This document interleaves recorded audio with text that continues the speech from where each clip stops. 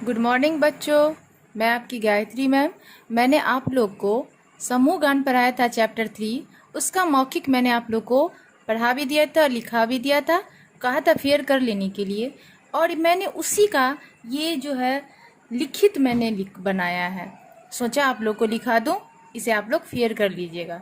हम देखते हैं इसे प्रश्न को। पहला है कि हमें अपनी सफलता के लिए पूरा विश्वास कैसे हो सकता है।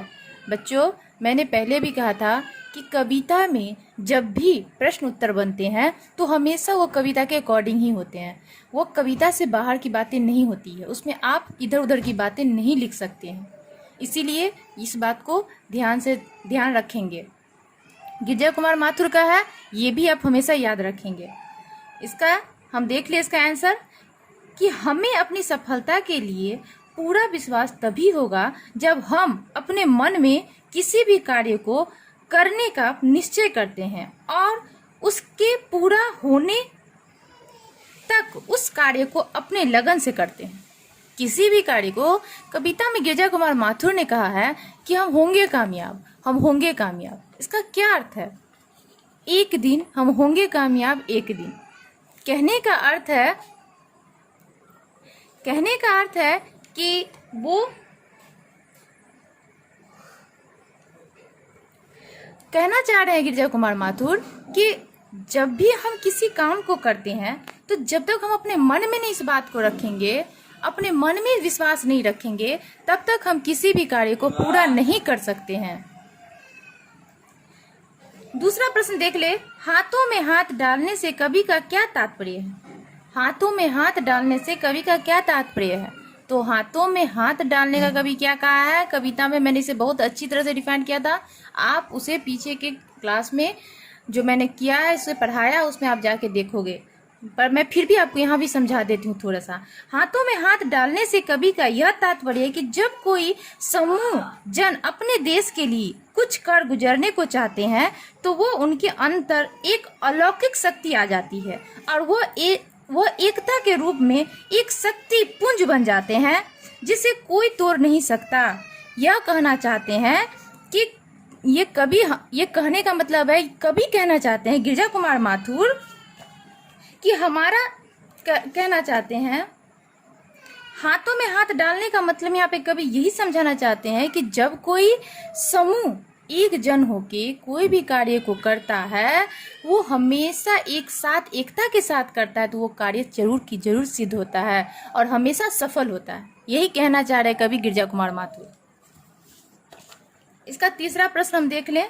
बच्चों, प्रश्न थोड़े आंसर लंबे हैं, इससे आप घबराइएगा नहीं, क्योंकि प्रश्न लिखित है और लिखित में जब स्पष्टीकरण मांगा जाता है, उसके शब्दों को कविता में सही रूप से प्रस्तुत करने के लिए कहा जाता है, तो उसमें प्रश्न आंसर थोड़े लंबे हो जाते हैं। इसीलिए तुम लोग घबराना नहीं, तुम लोग फेयर कर लो और इसे समझने की कोशिश करना। अगर जब ना समझो तो कॉमेंट में भी तुम लिख सकते हो। अच्छा, हम तीसरा प्रश्न देख ले। पहले, हमारा समाज निडर कैसे रह सकता है? कविता के आधार पर विस्तार से बताइए। अब देखो, यहाँ विस्तार कह रहा है, तो विस्तार का हम क्लास में अगर हम कभी रूबरू हुए होंगे या तुमने मेरा कभी क्लास किया होगा तो तुमने उसमें देखा होगा कि विस्तार के शब्दों का अर्थ ही होता है किसी भी चीज को उसका सही रूप से जानना। अगर आप उसे सही रूप से नहीं जानेंगे तो आप उसका सही से समझ नहीं पाएंगे और उसे अपने नैतिक जीवन में भी नहीं उतार पाएंगे।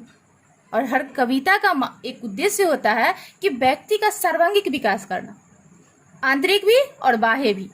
यह हमेशा याद रखना। मैंने कई बार, जो बच्चे मुझसे पढ़ चुके होंगे उन्हें इस बात की जानकारी होगी।